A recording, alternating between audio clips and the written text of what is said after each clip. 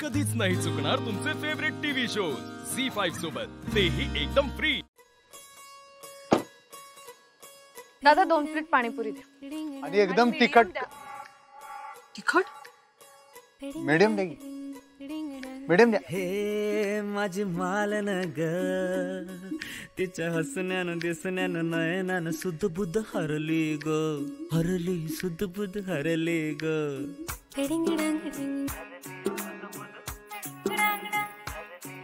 अरे हे जादू घडली र तुझ्या हसण्यानं दिसण्यानं नयनानं सुद्ध बुद्ध हरली र हरली सुद्ध बुद्ध हरली र।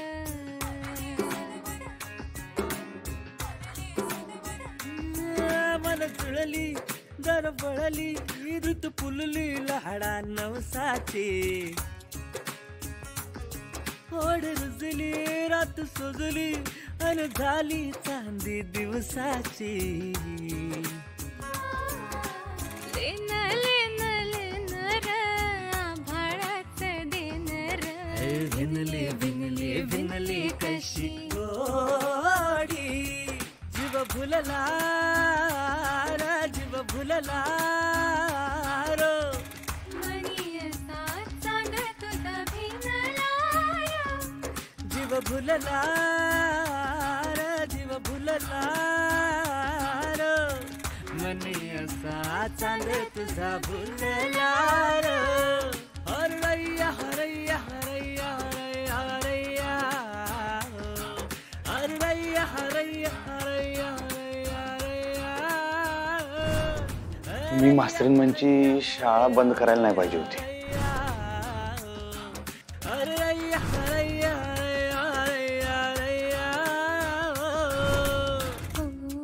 मन कोवळ हात पिवळ उमलली गाली फुल लाल ग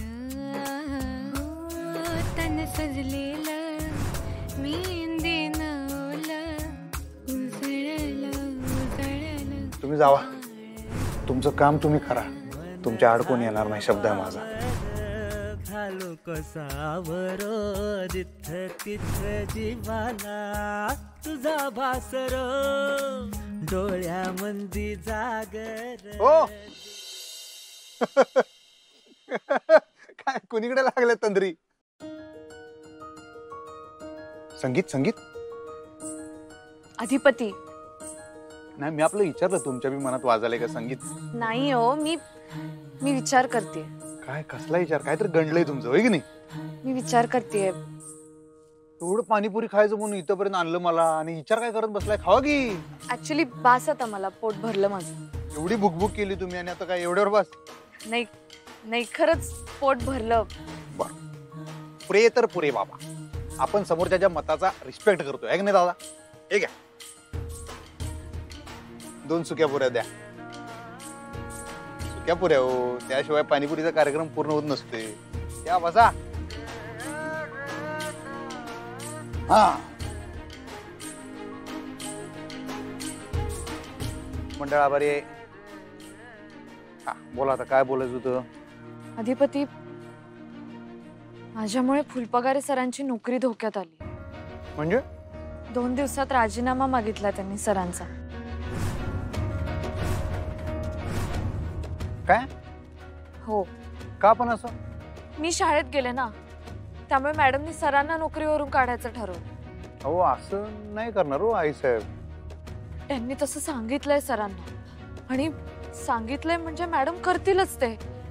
अधिपती, मॅडमचा माझ्यावर राग आहे हे मी समजू शकते, पण त्याची शिक्षा बिचारा सरांना कशाला?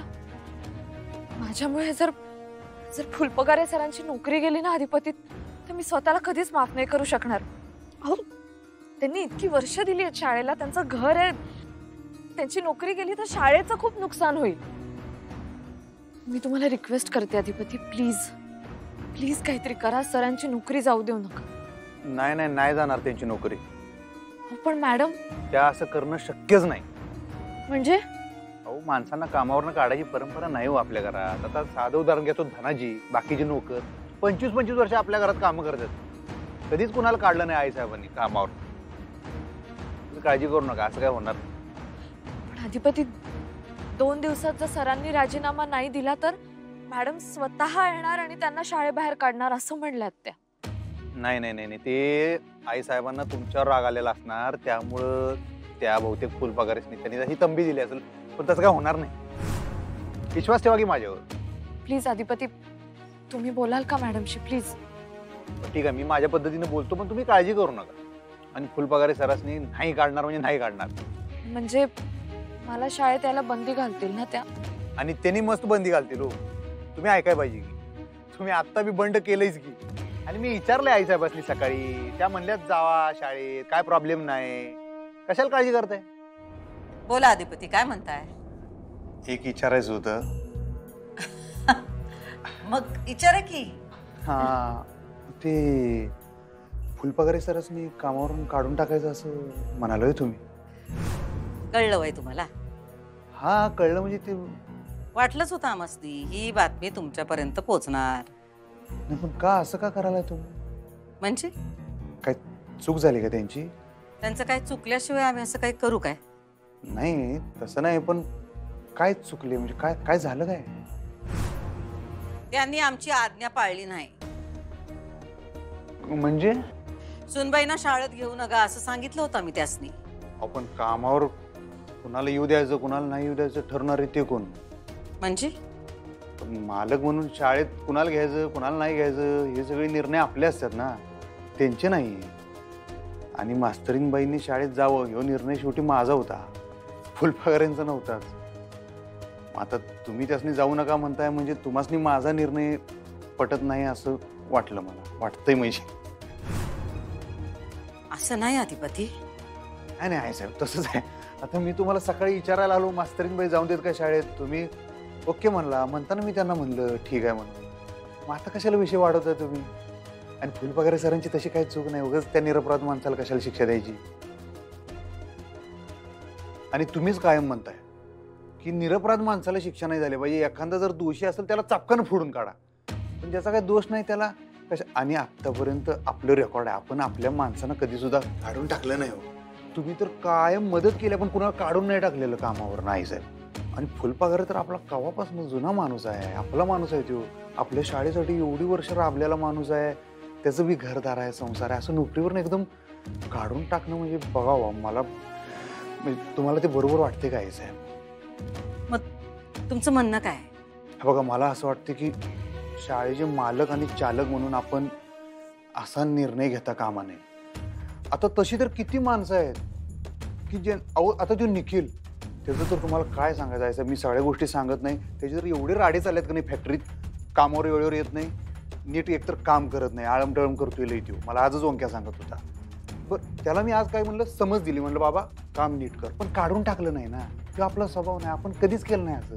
आपल्याकडे तर अशा लोकांची लिस्ट आहे की ज्यांना आपण कामावर काढून टाकू शकतो. तुम्हाला तर माहित आहे किती लोक आहेत, पण आपण नाही काढत का? बिचारी आपली जुनी माणसं आहेत, आपली माणसं आहेत, आपण अशी आपली परंपराच नाही ना. झी5 ॲप डाउनलोड करा आणि पहा सर्व एपिसोड्स एकदम फ्री.